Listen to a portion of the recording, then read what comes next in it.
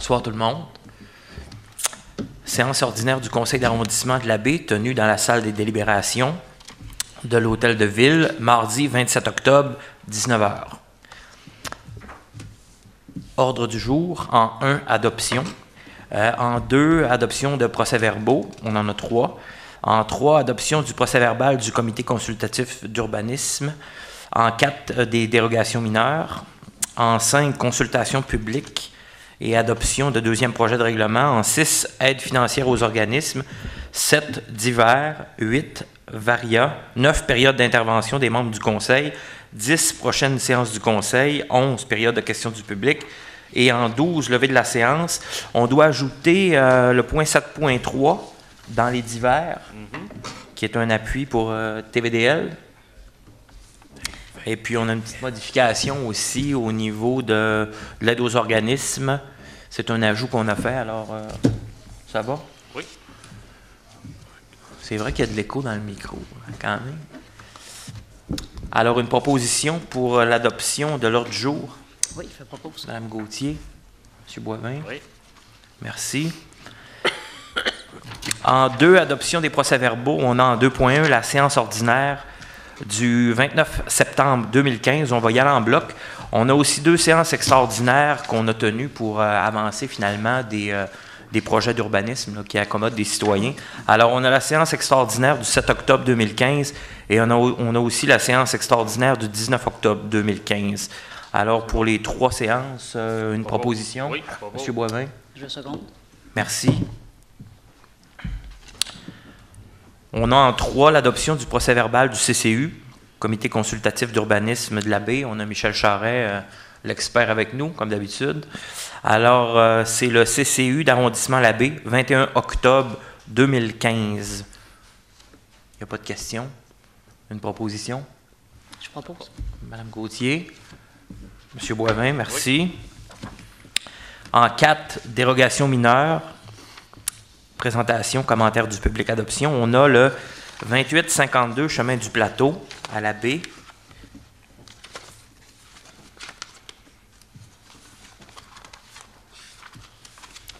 Petite seconde que je retrouve ma page. Je l'ai ici. Merci, Gaëtan. Alors, 2852 chemin du Plateau, la Baie, demande de dérogation mineure visant à autoriser la construction d'un garage détaché en cour arrière dont la hauteur excède 6 mètres et dont la superficie totale au sol du garage détaché va excéder 140 mètres carrés pour la propriété sise au 2852 chemin du Plateau Nord à la Baie. Les dérogations mineures sont les suivantes. Augmenter de 6 à 6,7 mètres la hauteur totale du garage détaché projeté et aussi d'augmenter de 140 à 214 mètres carrés la superficie totale au sol du garage détaché projeté. Alors, des questions? Monsieur Charest, est-ce que c'était correct pour la citoyenne qui... Oui, OK, c'est bon. Parfait. Alors, une proposition pour la dérogation mineure? Je propose. Mme Gauthier. C'est appuyé par M. Boivin, forcément. En 5, consultation publique et adoption, deuxième projet de règlement. Ça se passe dans la zone 88-820 avenue John Kane. C'est un projet, je crois, qui touche le centre de formation professionnelle. On était déjà intervenu précédemment. Alors, consultation publique 5.1.1 et 5.1.2. Il nous faut une proposition, Monsieur le greffier. Alors, je propose. Parfait. Monsieur Boivin, ça va? Oui, c'est bon.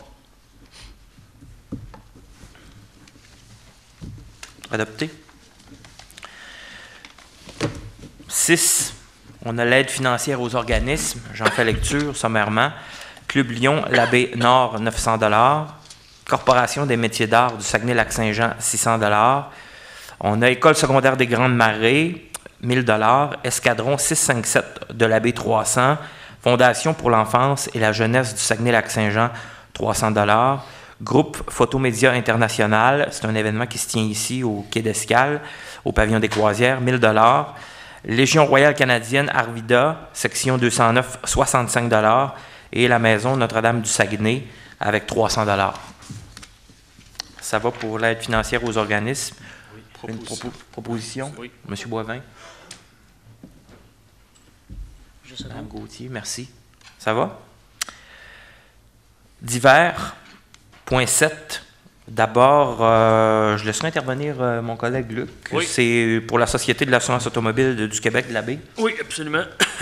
Donc, vous savez, il y a une traverse piétonnière qui est située face à peu près où l'ancienne entrée de la série Saguenay. Non, c'est pour la SAC. Là. OK, la SAC, oui, c'est vrai. Excusez-moi, c'est un autre dossier. Il n'y a pas de faute. 7.1. Concernant la SAC, en fait, on est chanceux à la baie d'avoir une société d'assurance automobile qui est située à la baie, qui est gérée par protocole d'entente par le privé. Donc, la résolution qu'on a ici, c'est afin de demander, d'appuyer, d'augmenter les heures d'ouverture, parce que c'est déjà un service qui est offert à tous les citoyens. Il y a même des gens de Jonquière, d'Alma, qui descendent ici à la baie parce que il y a même le bureau est ouvert le samedi. Donc ici, on parle de prolonger les heures d'ouverture. Ça ne coûte pas un sou de plus au gouvernement du Québec, mais ça offre un service supplémentaire à la population. Donc, le conseil d'arrondissement ici, unanimement, est prêt à appuyer cette résolution-là. Donc, on va la lire. Considérant l'importante clientèle en provenance de l'ensemble de la région, considérant l'appréciation des heures d'ouverture sur l'heure du dîner par les travailleurs, considérant la forte demande de la clientèle auprès de la SAAQ à prolonger ces heures d'affaires, considérant l'accord du conseil d'arrondissement découlant de la séance de travail du 13 novembre dernier, il est résolu que le conseil d'arrondissement de la baie appuie la demande du mandataire SAAQ situé sur la rue Mars à la baie afin de prolonger ses heures d'ouverture de façon à accommoder sa différente clientèle. Bon. Parfait. Oui, merci. Maintenant, 7.2, là, il sera question du ministère des Transports puis de la mise à jour de la traverse piétonne sur Grande-Baie-Nord. Je crois que c'est Martine qui a amené le dossier pour ses citoyens. Oui, Monsieur le Président, vous savez que comme arrondissement, on a mis sur pied le Club des marcheurs et puis on veut offrir à nos gens des environnements favorables, mais il faut aussi sécuriser nos endroits. Donc, il est important de demander au ministère des Transports de ne pas seulement parler de faire une piétonnière lignée au sol, mais il faut faire plus, c'est-à-dire qu'il va falloir mettre des obstacles, mettre des lumières. On ne sait pas. Mais on sait une chose, c'est que le ministère des Transports va être au fait qu'il faut sécuriser ce secteur-là pour donner des environnements favorables à nos marcheurs. Parfait. Merci beaucoup. On les votera en bloc 7.1, 7.2 et 7.3. 7.3, on l'a ajouté tout à l'heure, c'est le conseil d'arrondissement qui appuie aussi unanimement. Finalement, est-ce qu'on appellerait ça une motion ou c'est une résolution du conseil finalement? Je vais en faire lecture rapidement, puis ça a circulé sur les médias sociaux. Ça provient entre autres de François Fortin qui est avec TVDL. C'est un appui au maintien des budgets spécifiques des opérations de la télévision communautaire TVDL. Alors, en janvier 2016, le CRTC tiendra une audience publique qui pourra influencer le financement des télévisions communautaires, pouvant même aller jusqu'à les faire disparaître. Considérant qu'il est inacceptable que des fonds dédiés à nos télévisions communautaires soient déviés vers les autres télévisions publiques qui, elles, n'accordent pas la même importance à ce qui se passe en région, considérant que le travail de la station locale TVDL joue un rôle de catalyseur pour les intervenants de notre réalité sociale, communautaire et économique, considérant l'unique télévision communautaire locale et l'importante clientèle de l'ensemble du secteur, considérant qu'à la programmation locale, les citoyens sont informés sur des sujets et des événements locaux, sont exposés à des points de vue locaux et à des émissions créatives locales dont le contenu est de pertinence locale et reflète la communauté dans laquelle ils vivent. À ces causes, il est résolu que le conseil d'arrondissement de la baie appuie TVDL dans sa démarche relative au maintien des budgets spécifiques supportant les opérations des télévisions communautaires. Alors voilà, c'est fait.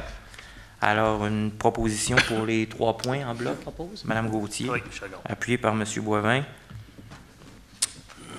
Est-ce qu'on a des points au Varia? Je crois que non. Non. On l'aurait mentionné. Période d'intervention des membres du Conseil. Alors, je cède la parole à mes collègues. Mme Gauthier. Oui. Monsieur le Président, j'ai eu la chance aujourd'hui de participer à la conférence de presse du Centre Alpha qui présentait l'arbre au livre qui est situé près de l'école Médéric-Gravel. Je veux féliciter les gens qui ont mis sur pied ce projet-là parce que le Bas-Saguenay était interpellé aussi. Et je voudrais, M. le Président et puis M. Boivin, que la demande qu'on m'a faite suite à mon passage, c'est pourquoi il n'y aura pas un arbre à livres près de l'école Sainte-Thérèse et puis pourquoi il n'y aurait pas un arbre à livres près de l'école Saint-Joseph, parce que c'est notre clientèle cible. Alors, un beau projet qui n'a pas coûté tant d'argent que ça, mais qui permet aux jeunes d'aller chercher des livres dans l'arbre et d'aller porter d'autres livres. Donc, vraiment, c'était une journée magique parce que vous savez qu'on a beaucoup de gens qui ne savent pas lire. Alors, je félicite l'équipe du Centre Alpha pour ce beau projet-là. Et enfin, je voudrais profiter d'aujourd'hui pour dire qu'on sait que samedi, ça va être une journée importante pour nos familles. On va passer l'Halloween, et c'est un samedi. Puis on sait que les familles, le samedi, pour eux, c'est extrêmement important. Je vous dire, M. le Président puis M. Boivin, qu'à la Commission vie de quartier, on travaille extrêmement fort pour faire en sorte que dans les futurs, le samedi soit la journée de l'Halloween à Saguenay. Donc, on travaille fort parce qu'on sait que nos familles sont très occupées et que de statuer sur une journée, ça pourrait être important. Donc, on travaille ça, puis on vous donnera les nouvelles à ce moment-là. Très bonne initiative, Martine. Oui, merci. D'ailleurs, Martine, je ferai juste un petit peu de surf en disant qu'effectivement, pour l'Halloween, il y a un happening qu'on connaît qui est au dépanneur chez Kelly, secteur Grande-Baie, qui invite tous les jeunes, il donne des bonbons, puis c'est un bel événement où tout le quartier s'implique aussi. Alors, c'est une invitation à toutes les familles. D'ailleurs, l'idée de faire ça la fin de semaine, c'est reprendre un peu de ce que notre conseiller Luc Blackburn faisait à la Terrière. Tout à fait. Puis d'étendre ça à la grandeur de la ville, je pense que c'est une excellente initiative. Puis c'est facile pour les parents. Moi, ayant des jeunes enfants, je peux vous dire que c'est pas facile d'arriver après l'école, faire souper ça en vitesse, habiller, déguiser, maquiller, puis aller courir dans les rues, puis arriver en retard parce qu'il n'y a plus de bonbons. Effectivement, je pense que c'est quand on dit faire en sorte que nos familles, ça soit plus agréable de vivre à Saguenay, ça fait partie, M. Boivin, d'une des solutions. Ouais. Moi, je voudrais parler premièrement du Vieux Théâtre. Il y a eu une belle activité vendredi passé. Le groupe Blackside qui a donné un spectacle organisé par le nouveau conseil d'administration du Vieux Théâtre. Donc, il y a une équipe dynamique qui a repris, le conseil d'administration, qui est un OSBL du Vieux Théâtre, de dire à la population de la baie, mais également de Saguenay, que c'est une très belle salle. Ils ont commencé à faire des petites rénovations. Les tables étaient fraîchement peinturées. Ça avait l'air presque à de l'ébène, tellement c'était beau. Mais de vous dire que c'est une salle dynamique, c'est une salle qui est, même si on est nombreux, on a l'impression d'être peu collés. Il y a une ambiance qui est vraiment agréable. Puis, j'invite la population à encourager cette salle-là pour faire des événements, des mariages, des activités, parce que c'est une salle qui nous appartient à la communauté, puis c'est une salle qui ne peut pas vivre si on ne l'encourage pas. Donc, c'est un message que je donne à la population. Également, saluer l'élection de Denis Lemieux dans Chicoutimi-Le-Fjord. Vous savez, récemment, il y a eu une élection fédérale. Le gouvernement est maintenant un nouveau gouvernement libéral. On a la chance dans notre comté d'avoir un député qui est au pouvoir, puis on sait comment c'est important des fois d'être au pouvoir pour aller chercher des investissements. L'économie n'est pas facile, les investissements en infrastructure vont être importants pour notre économie. Denis Lemieux est un entrepreneur.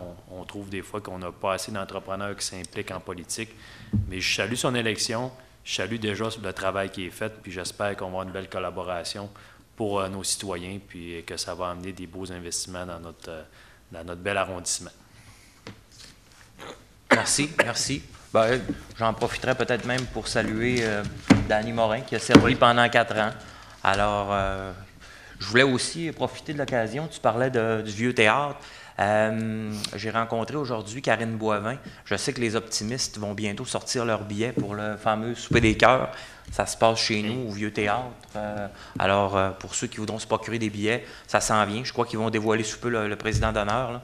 C'est un rendez-vous. Et peut-être, je reviens sur mon droit de parole pour vous dire qu'il y a également le Club Lyon de la baie qui organise le fameux souper crabe dont j'assume la présidence d'honneur cette année. C'est le 14 novembre. Donc, ceux qui veulent manger du crabe à volonté, avec une excellente animation par Danny Debien, qui est ici présent.